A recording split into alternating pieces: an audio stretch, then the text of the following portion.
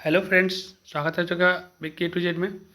ये जो वीडियो है क्लास 9th में मैथ में ऑब्जेक्टिव में काम आ सकता है, तो इसको आप नोट करके ज़रूर रख लीजिएगा, क्योंकि चाहे वो मंथली एग्जाम हो चाहे फाइनल एग्जाम हो, इसमें से कुछ कुछ क्वेश्चन है जो हमेशा मिलते रहता है और आपको ध्यान में भी रहेगा। तो आप अच्छा से इसको नोट कर लीजिए, 1 से 2 बार सुन भी लीजिए और नोट करके भी रख लीजिए। देखिए, अगर परिमेय संख्या और अपरिमेय संख्या से क्वेश्चन आता है कि आप कैसे पहचानेंगे बिना बनाए कि परिमेय है कि नहीं है, तो उसका एक ही आराम से सिंपल सा फॉर्मूला है कि जिसका पूरा पूरा रूट निकल जाए। जैसे मान लेते हैं कि 25 का रूट निकल जाता है 5, तो मतलब जिसका रूट निकल गया मतलब वो परिमेय हो जाएगा, और जिसका नहीं निकलेगा वो अपरिमेय। अब रूट 5 को बोलेगा निकाल के दे, तो रूट 5 का कुछ निकलेगा नहीं निकलेगा, तो वो अपरिमेय हो जाएगा। तो ऐसे ही एक को दिया हुआ 1/√3, तो ये क्या है, तो इसका रूट निकलेगा नहीं, तो ये हो जाएगा अपरिमेय संख्या। और उसी बगल में को दिया हुआ √25, तो इसको निकालेंगे तो 5 निकल जाएगा, तो ये परिमेय संख्या हो जाएगा। ऐसे करके समझ लेना है कौन परिमेय और कौन अपरिमेय। इससे क्वेश्चन बनता है, हर एग्जाम में बनेगा, फाइनल में भी बजेगा। तो ये दोनों समझ गए, ठीक। फिर नेक्स्ट दिया हुआ है कि √2 + √2, और फिर ब्रैकेट में दिया √2 - √5। तो इसमें क्या होता है कि √2 कट जाता है, 2 - 5 करेंगे ना तो -3 इसका आंसर होगा। तो -3 को इसको ध्यान रखिएगा। ये आप बना सकते हैं, बना के चेक कर सकते हैं। मेरे पास जितना भी आंसर है हम एक बार चेक कर लिए, फिर भी अगर एक आगो मिस्टेक हो जाएगा तो देख लीजिएगा अपने बना के, लेकिन ठीक है ये बनाया हुआ। 1/√3 + 2 के हर का परिमेय करने पर, जब इसका हर का परिमेय करेंगे तो क्या हो जाएगा कि √3 और -√2 हो जाएगा, √3 - √2 हो जाएगा। तो इसको देख लीजिएगा। फिर 2 चर वाले रैखिक समीकरण ax + by = c की शर्त क्या होता है। तो देखिए, a बराबर 0 नहीं होता है, अब b बराबर भी 0 नहीं होता है, लेकिन c बराबर 0 हो भी सकता है और नहीं भी हो सकता है। तो a बराबर नॉट इक्वल 0, b बराबर नॉट इक्वल 0, लेकिन c बराबर 0 में भी हो सकता है। तो आप इसको देख लीजिएगा। 2x - 3y + 4 = 0 में x और y के गुणांकों का योगफल, तो हम करके देख लिए, -1 इसका आंसर आएगा। फिर बोल रहा है बिंदु -3, -5 कौन चतुर्थांश में। तो देखिए, जिसमें दोनों माइनस में रहता है ना, तो जिसमें दोनों माइनस में रहता है वो तीसरा चतुर्थांश में होता है। आप लोग ऐसे 4 को करके बना के देखिएगा, बोर्ड है नहीं समझाते, अब इसमें टाइम लगेगा। तो जिसमें दोनों माइनस रहता है वो तीसरा में रहता है, बस इतना ध्यान रखिएगा। जिसमें दोनों माइनस रहता है वो तीसरा चतुर्थांश में होता है। कोई चतुर्भुज ABCD एक समांतर चतुर्भुज होगा यदि केवल, तो देखिए, एक बार AB पैरेलल CD होगा, एक बार AB पैरेलल होगा CD, और एक बार AB बराबर होगा CD।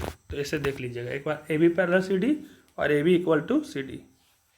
बिंदु -2, 5 की दूरी x अक्ष में, तो इसमें -2, 5 में x का अक्ष में 5 ही होगा इसका दूरी, तो 5 याद रखिएगा।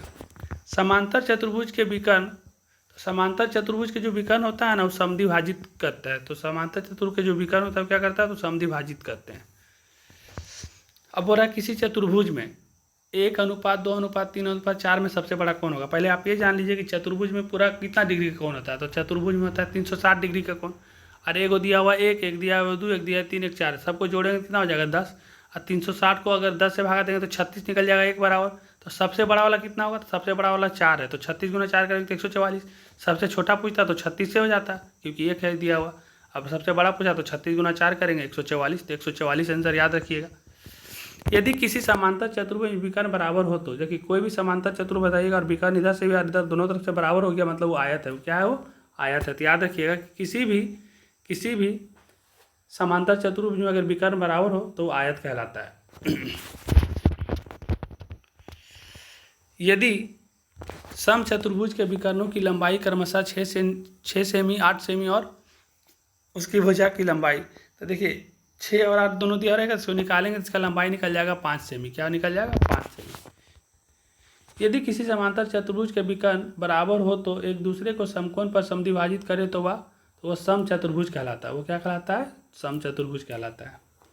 किसी चतुर्भुज में भुजाओं के मध्य बिंदुओं को मिलाने से बनी आकृति, तो किसी भी चतुर्भुज के भुजाओं के मध्य बिंदुओं को मिलाने से जो बना हुआ आकृति होता है वो समांतर चतुर्भुज कहलाता है।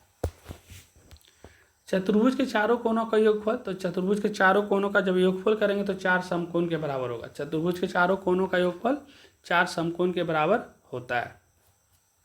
फिर एक क्वेश्चन ऐसा दिया रहेगा कि चतुर्भुज ABCD तथा त्रिभुज PBC एक ही आधार BC तथा एक ही समांतर रेखाओं के मध्य स्थित हो, तो अब इसमें याद रख लीजिए इस ऑप्शन ए को डायरेक्ट कि ABCD बटा 2। ABCD तो समझ गए कि ABCD हम लोग ऐसे ही बोलते रहते हैं, और बटा 2 इतना अभी इसका याद रखिए, बाद में इसको समझाया जाएगा।